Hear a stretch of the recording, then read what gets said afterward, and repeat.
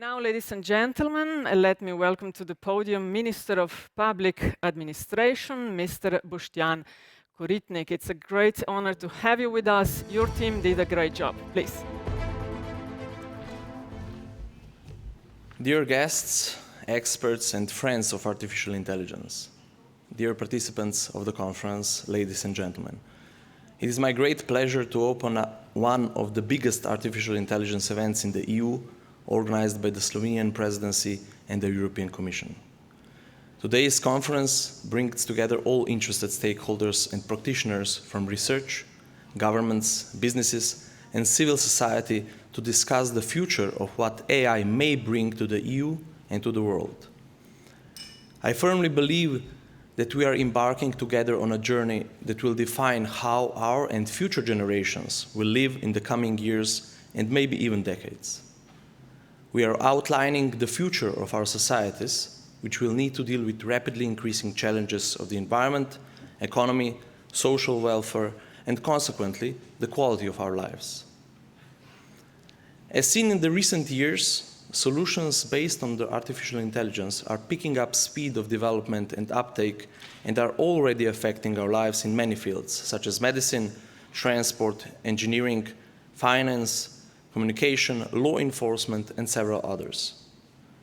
AI has attracted particular attention during the current pandemic of COVID-19, where it has played an important role in speeding up the management of the disease and the development of vaccines. But while artificial intelligence holds an immense potential to serve humankind and to bring benefits to the sustainable development, the use of these new technologies does not come without risks. Examples from our recent past indicate increasing concern about the technology's disruptive impact not only on micro and macro economy, but also democracy and society, such as freedom of speech, privacy, non-discrimination, and right of fair trial. We could witness that AI can be used in malicious way to bring harm, intentionally or unintentionally, both to individuals and larger groups, economies, and societies. And due to its changing nature and complexity, the scale of harm could be much larger compared to the traditional technologies. It is therefore vital for us to define how we want for AI to be developed and how we want it to be used. Therefore, we need to strike a balance between, on the one hand, the support to innovation and solutions that enhance the quality of our lives or increase economic competitiveness, and on the other hand, detrimental effects that misuse of such powerful technologies may bring. Minister Koritnik, based on what we have seen in the video, it seems that Slovenia feels quite confident that it has knowledge and the capacity also to deal with AI and actively engage on the EU level. So, in your opinion, how does Slovenia stand with respect to AI? Thank you. Now I feel as being hosted at LDGD, but I will of course answer the question.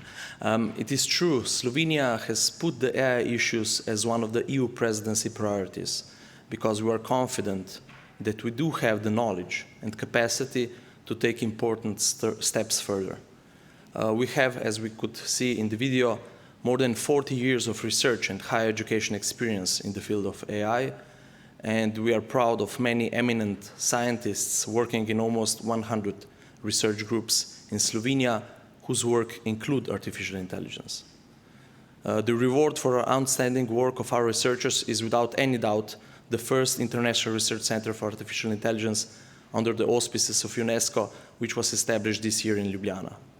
Its goal is to connect the network of international AI research centers across the globe, to gather experts to tackle the wider questions of AI in order to research, educate, advise, and of course to provide mechanisms for building capacities of AI in any part of the world.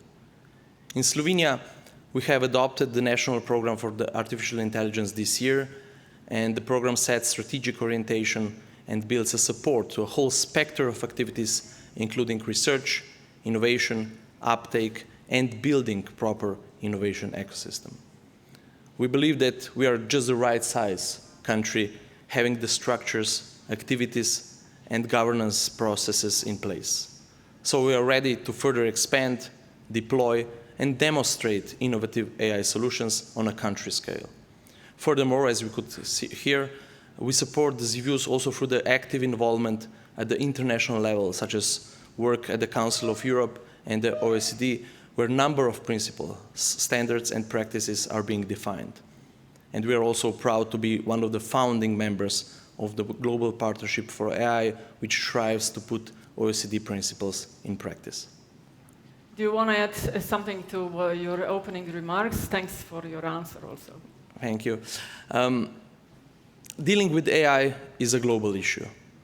I'm convinced that this conference that strives to go from ambition to action provides a unique platform, not only for sharing different views about AI of member states, international organizations, private companies, civil society, but also for accepting joint commitments to define and adopt policies towards AI technologies that serve humankind. In the end, I would like to thank the European Commission for their efforts to co-organize this conference, and all distinguished guests, speakers, and panelists for joining us here today. Also, I would like to thank you, dear participants, for your insights that you will put in the debates throughout conference sessions. I wish you all fruitful and lively discussions. Thank you.